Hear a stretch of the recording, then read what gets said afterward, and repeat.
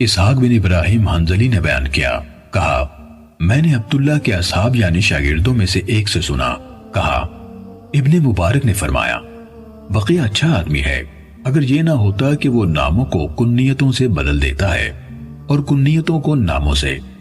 وہ ایک زمانے تک ہمیں ابو سعید وحاضی سے روایتیں سناتا رہا، ہم نے اچھی طرح غور کیا تو وہ عبد القدوس نکلا۔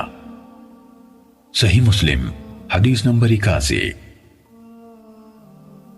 عبد الرزاق کہتے ہیں میں نے ابن مبارک کو ایسا کرتے نہیں دیکھا کہ وہ کھل کر اپنی یہ بات یعنی رائے کہہ دیں کہ فلاں جھوٹا ہے، سوائے عبد القدوس کے میں نے انہیں خود یہ کہتے سنا کہ وہ جھوٹا ہے۔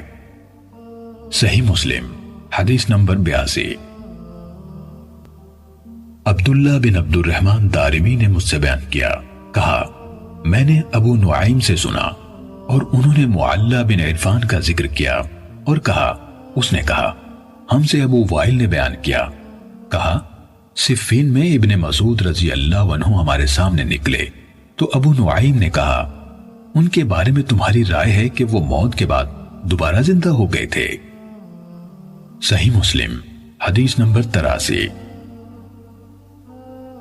عفان بن مسلم سے روایت ہے، کہا ہم اسماعیل بن علیہ کے ہاں تھے تو ایک آدمی نے ایک دوسرے آدمی سے روایت بیان کی، میں نے کہا وہ مضبوط یعنی ثقہ کا ہم پلہ نہیں، تو اس آدمی نے کہا تم نے اس کی غیبت کی ہے۔ اسماعیل کہنے لگے انہوں نے اس کی غیبت نہیں کی بلکہ حکم یعنی فیصلہ بیان کیا ہے، وہ ثبت نہیں ہے۔ صحیح مسلم حدیث نمبر 84۔ بشر بن عمر نے ہم سے بیان کیا، کہا میں نے امام مالک بن انس سے محمد بن عبد الرحمن کے بارے میں پوچھا جو سعید بن مسیب سے حدیث روایت کرتا ہے، تو انہوں نے کہا وہ ثقہ نہیں۔ میں نے مالک بن انس سے ابو حویرث کے بارے میں سوال کیا تو انہوں نے فرمایا وہ ثقہ نہیں۔ پھر میں نے ان سے اس شعبہ کے بارے میں سوال کیا جس سے ابن ابی ذئب روایت کرتے ہیں تو فرمایا وہ ثقہ نہیں۔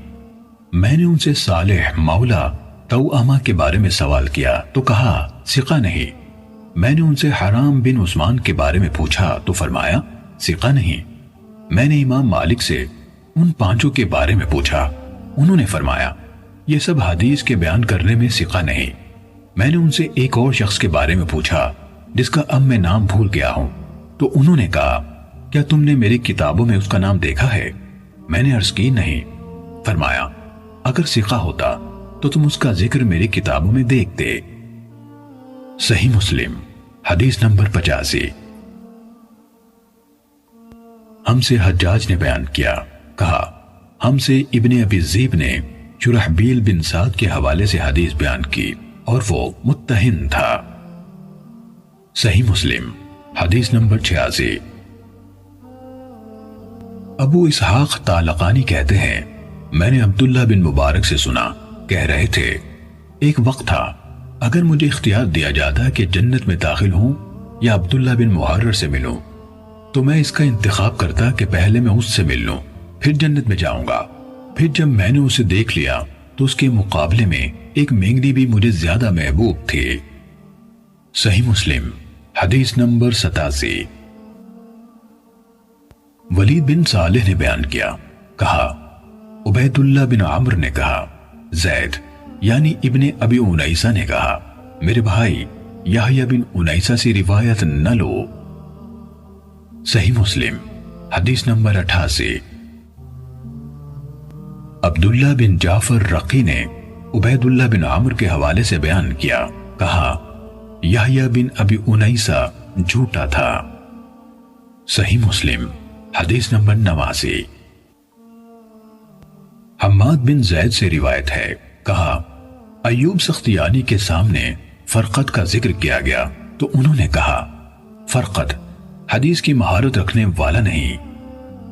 صحیح مسلم حدیث نمبر 90۔